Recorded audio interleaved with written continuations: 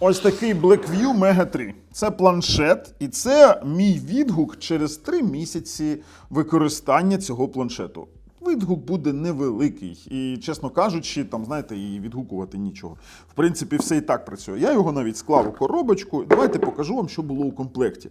Я скло так і не використовував, ні разу його не поставив. Ну, трохи вже замурзав тут цей чохол, але давайте так. Комплектація. От почну відразу з плюсів, але слухайте, спочатку, будь ласка, підпишіться та натисніть дзвоник. По-друге, у опису під цим відео є посилання на перевірених продавців і промокоди, і ми зараз ще перейдемо, подивимося, скільки він зараз коштує за цю комплектацію. Це навіть не повна комплектація, і почну відразу з мінусів і плюсів. Ви знаєте, що саме цікаве? Саме цікаве – це дійсно комплектація цього планшету, бо не до кожного планшету такої величини йде усе це, те, що дають тут. Це чохол, сам по собі планшет. Давайте, він трохи в мене у пилу використовував. А що робити? А знаєте, чому я ще не використовував скло? Бо плівка, вона досить жива. І це дуже видно, хоча б якось так. І це дуже важливо. Тобто у комплекті вона спочатку йшла з плівкою. Чохол досить якісний, за 3 місяці не виникло, ну там деякі відбитки з'явились, але це повністю нормально. Він не потерся, нормально працюючий. Сам по собі планшет. В принципі, зборка, от давай, ні, він не хрустить, не скрипить. Є вібромотор, оце відразу, що мене дратує, він дуже слабкий і, знаєте, воно як вібрує, як шмарклі якісь. Це не подобається. Стосовно екрану. Екран шикарнючий. Шикарнючий екран. І знаєте, скільки я не дивився потім оглядів, різноманітних відгуків на форумах. От стосовно екрану для мультимедіа дійсно прикольно. Він досить яскравий, і фільми я дивився на ньому без проблем. А наявність DRM L1 дозволила мені дивитися Netflix у високій якості, і там усі мої сервіси українські працювали на ньому добре. Я ж робив на нього огляд, і ви повинні розуміти, що є повний огляд у опису під цим відео, ви можете піти і подивитися. Тепер далі. У комплекті в мене була клавіатура. До речі, зараз воно йде з мишкою, я вам зараз піду покажу. І оце можна відразу викидати. Давай поближче до нього. А знаєте чому? Воно люфтить так. Воно аж тарахтить. Бачиш? Бачиш?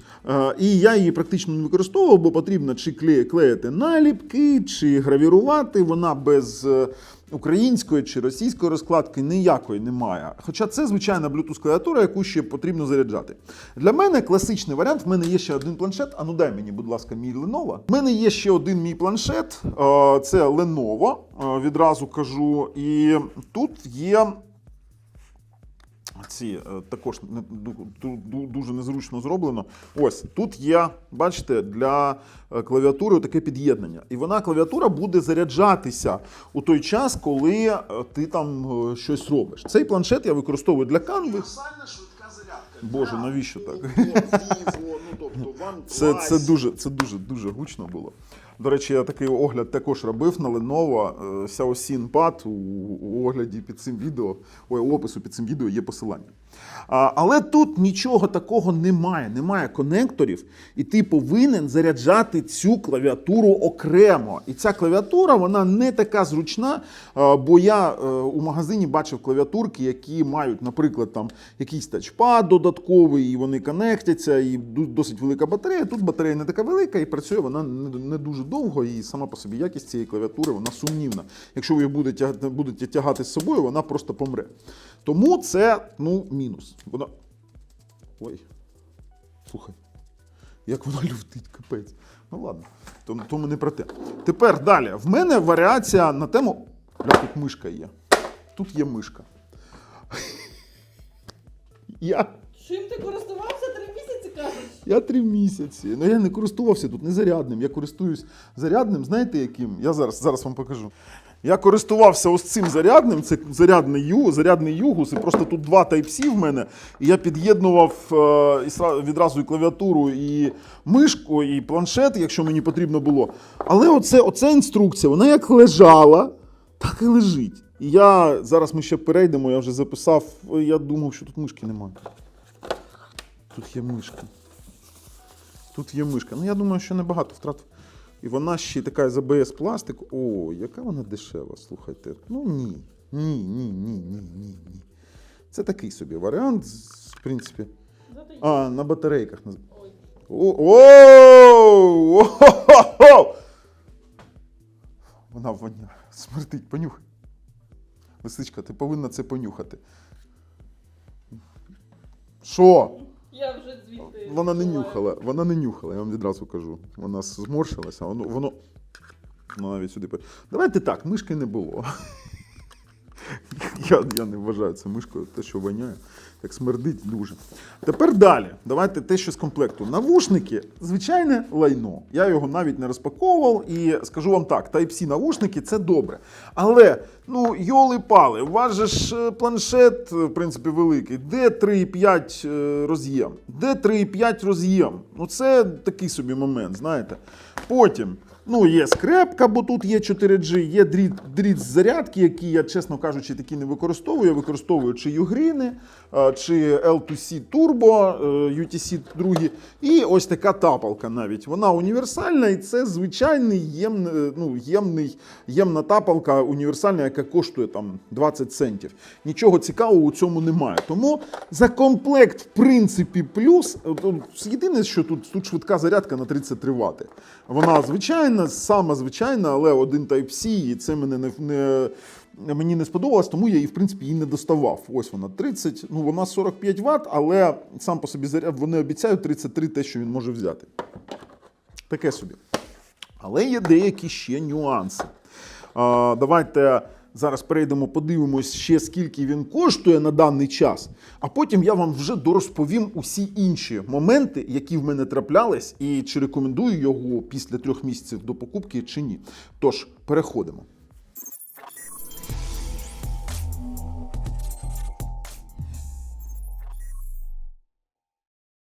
Ну, давайте подивимось, що ж зараз вони пропонують за ціну і що з цією ціною, ну, саме у комплекті йде. Я вам показую, дивіться. У комплекті є клавіатура, чохол, тачпен, миша, на хвилиночку. В моєму варіанті ще не було миші.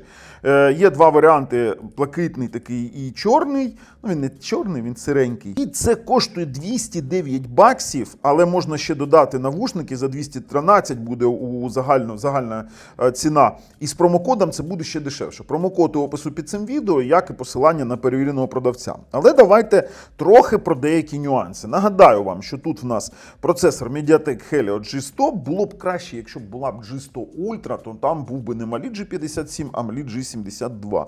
12,1 дюймів екран, там якби питань нема. Ось камери, ну, повнісіньке лайне це таке, знаєте, як виявилось, і там 50 мегапікселів це не про що. Бо мегапікселів можна написати багато, а знімають вони, ну, таке собі. Але 13 мегапікселів фронталочка для зв'язку більш ніж достатньо і нормально, в принципі, працює. А ось є якийсь факап тут, деякий факап є, LPDDR4X, так, є пам'ять нормальна, а от UFS 3.1 тут немає. Ну, це згідно тої інформації, яку здобули хлопці на форумах, вони витащили її через консоль, коли отримали root, там UFS 2.0 стоїть. Бо за швидкістю пам'яті вона не відповідає UFS 3.1. Є як є, але навіть за цю ціну це добре, що там UFS 2.0, а не є MMC. От всю правду вам кажу. Тепер далі. GPS, GLONASS, BYDO, все працює, і Dual SIM працює, навіть швидка зарядка 30 Вт добре, і 8800 мАh батарея класно все вивозить. А от те, що вони там розписують про свій штучний інтелект, про там є багато чого, це все повнісінька непотрібна фігня, бо це звичайні додатки штучного інтелекту по типу чату GPT, Gemini і інші варіанти. Але ось те, що я вам показав, в принципі, у такому варіанті це навіть непогана ціна. Тож пішли поговоримо далі. Ну що, подивились? І дійсно, за таку комплектацію, ну, знаєте, яка ціна, така і комплектація. Клавіатура, так, звісно, можливо, хтось заморочиться, це буде використовувати, але з цього всього комплекту реально можна використовувати лише чохол, скрепку і дріт. Ну і, в принципі, зарядку можете використовувати, якщо іншої немає. Я спочатку використовую інше, ну і, в принципі, скло, яке я досі не використав. Тепер давайте так. По мінусах. Те, що я там зарікнувся про Wi-Fi, дійсно така проблема є. І така проблема є не тільки, наприклад, зі зміною MAC-адресів. Якщо у вас вдома стоїть меш-система на Wi-Fi 7, працювати він буде припаскудно. Тож для нього прийдеться створювати гостьову мережу, чи просто-напросто звичайною Wi-Fi 6, Wi-Fi 7, Wi-Fi 5 мережу, він буде спокійно працювати, але якщо вона роз'єднана на 5 ГГц, на 2,4 ГГц, і у вас будуть канали 36-48. Так, він у такому варіанті буде працювати досить добре, обривів немає, все добре. А камери – це повне лайнофільство. Тобто, якщо ми ж з вами робили огляд, так? Щось воно то знімає, але як знімає? В нас навіть у оригінальному огляді, подивіться на це, в нас навіть у оригінальному огляді є, знаєте що, є там оригінали, які лисичка бігала, знімала. Фронталочка так працює нормально. І при тому, що маючи 2К екран 90 Гц, він дійсно непоганий. По іграшках, в принципі, пограти можна. Але от те, що я показував там на огляді, Shadowguns Legends, я все це відкинув. 12,1 дюймів досить великий екран, і важить він там більше, ніж пів кіло. І витримати довго ви, чесно кажучи, не зможете. Це дискомфортно. Не скажу, що це там прямо якийсь момент, але граю я у Hearthstone, у PUBG Mobile і у World of Tanks Blitz пограв трохи і закинув. Зараз граю тільки у Hearthstone. От для Hearthstone шикарно. Просто, якщо ви граєте у Hearthstone, то великий екран, ті, хто грають, вони знають, на планшетах Hearthstone, він у режимі десктопу, і там дуже малі надписи, і пограти, там, прочитати на картах, що там написано, досить важко.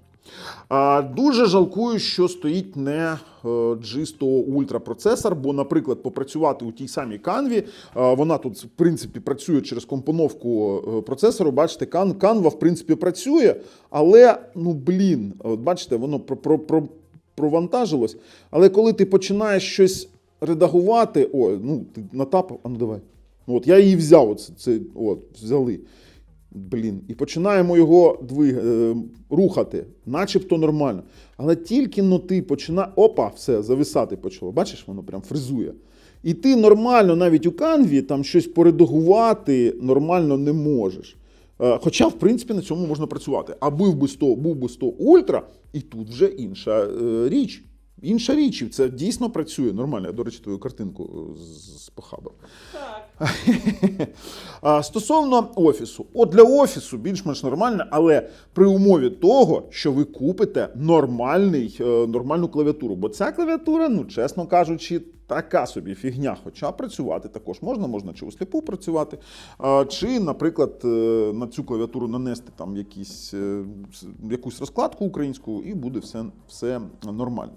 У цілому дуже гарне враження саме від відтворення контенту. Саме для контенту цей планшет потрібно брати, не для іграшок. В принципі, знаєте як? Соціальні мережі і відео. Відео він відтворює дійсно прикольно. Ютубчик тягає, 2К тягає, наприклад, той самий Netflix тягає, і яскравістю екрану, вибачте, покажи, будь ласка. Покажи цю яскравість, цю кольоровість 90 Гц. От бачите? І знаєте, чого ще я його позиціоную як якусь мультимедійний? Бо 4 динаміки, досить хороший стереозвук. Давайте, зараз, це блокування. Зараз, це помічник. Готов помочь? Та йди ти.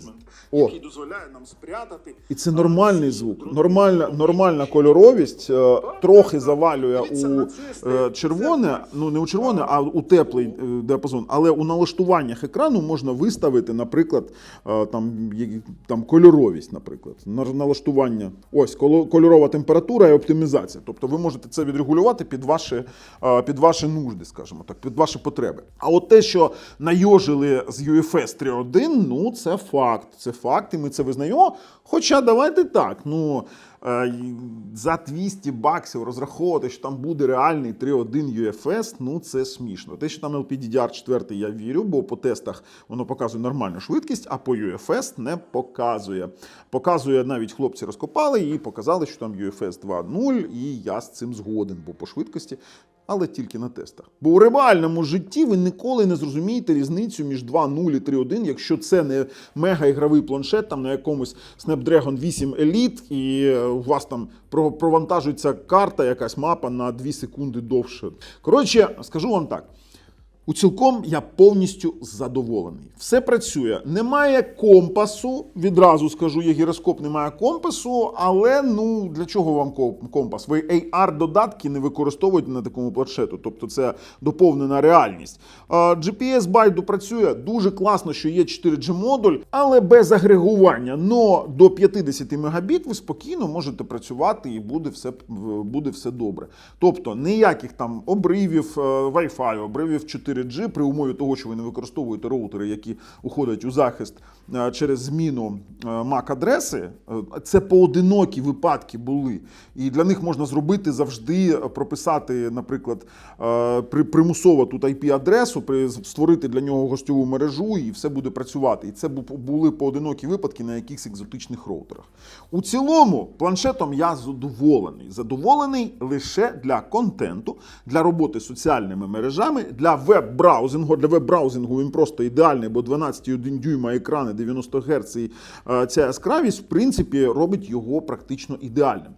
Для іграшок? Ну ні, для іграшок я б ніколи його не брав. І для фотографування не брав, і для ведення блогу, бо знімати відео, наприклад, стрімити, ну тут така собі якість там запису цього там фронтальної цієї камери. Там, знаєте, я от там раз зняв себе, і це ну не та якість, на яку я міг би розраховувати. Так? Ми це розуміємо. Але поспілкуватись через соціальні мережі дуже-дуже прикольно. І за таку ціну я вам скажу, це непоганий планшет, бо за 200 баксів 12 дюймів ви не знайдете. Я свій Lenovo, ну, наприклад, якщо брати Xiaosin Pad Pro, який 12-дюймовий, він буде коштувати трохи дорожче.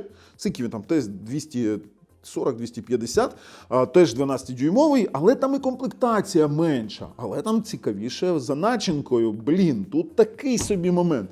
І чи можу я його рекомендувати? За ці гроші можу. З промокодом можу. Для перегляду відео, фото, для перегляду, наприклад, якогось контенту це ідеально. Звук класний, чистий.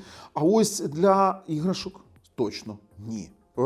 Планшет не ідеальний, очікувати на якісь тотальні оновлення не варто, бо це бренд 3-го ешелону. А в цілому планшет дуже класний за свої гроші. А з вами був Бабл на каналі Технозон Україна. На все добре.